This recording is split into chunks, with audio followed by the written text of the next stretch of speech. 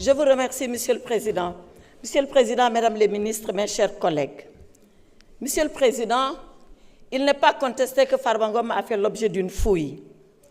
Il n'est pas contesté ici qu'il a été gardé à vue à la gendarmerie nationale.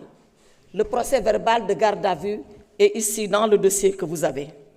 Il n'est pas contesté qu'après cette garde à vue, il a fait l'objet d'un déferment devant Monsieur le procureur de la République. Il n'est même pas contesté que c'est à la suite de ce déferment que Monsieur le procureur de la République s'est avisé en disant que son immunité parlementaire n'a pas été levée et qu'il fallait arrêter les poursuites et le retourner au pavillon spécial. Alors, si tous ces faits ne sont pas contestés, et ces faits ne peuvent pas être contestés parce qu'étant exactement la vérité et la vraie vérité, qu'est-ce qui est alors contesté? Ce qui est contesté, ce qui est contestable et ce qui est illégal, c'est la procédure qui a été engagée. Farba Ngom a fait l'objet d'une garde à vue. Je ne parle pas de ce qui lui a été reproché.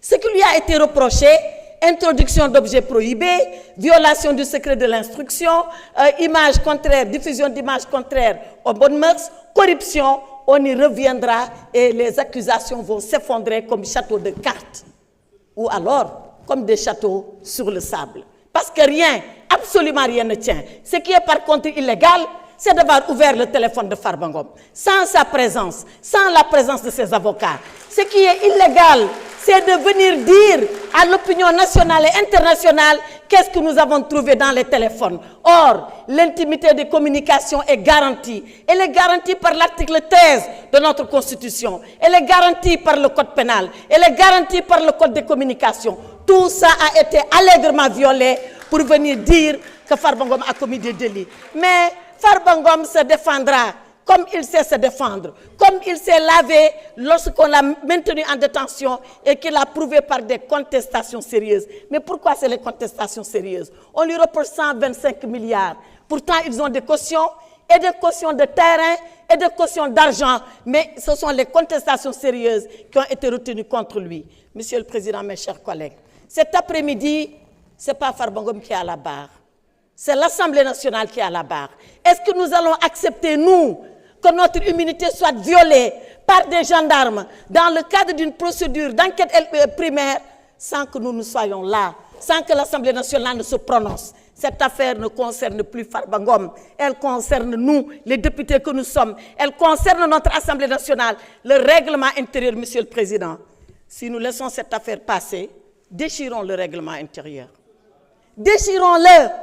Il n'a pas de sens, il n'a pas de portée, il n'a aucune signification. Demain, vous les députés, vous serez poursuivis, arrêtés, et personne ne viendra demander la levée de votre immunité parlementaire. Voilà ce qui va se passer. Monsieur le Président,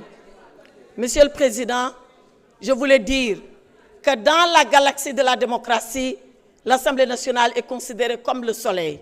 Mes chers collègues, refusez l'éclipse qui vous a été proposé. Refusez de courber l'échine parce que l'exécutif le demande. Refusez de violer votre propre règlement intérieur pour faire plaisir à...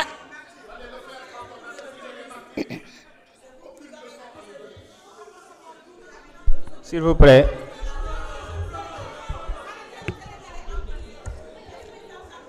Monsieur le Président. Attendez, mes chers collègues, s'il vous plaît. S'il vous plaît, il reste moins de 2 minutes. Laissons-la terminer, s'il vous plaît. Monsieur le Président. Honorable,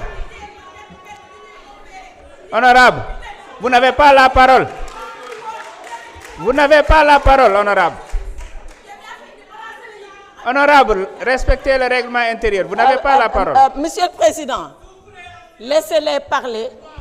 Parce que c'est dont ils sont en train de parler, Monsieur le Président. S'il vous plaît. Eux ne le savent pas, mais moi je sais. Mais je suis une femme d'État. Je ne dis pas tout ce que je sais, madame. Taisez-vous, parce qu'il est temps de vous taire. Taisez-vous, parce qu'il est temps de vous taire.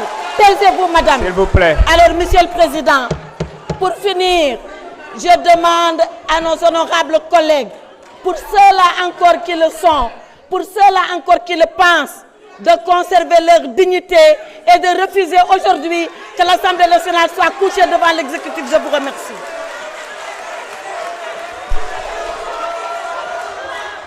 Mes chers collègues, je suspends la séance. Nous allons...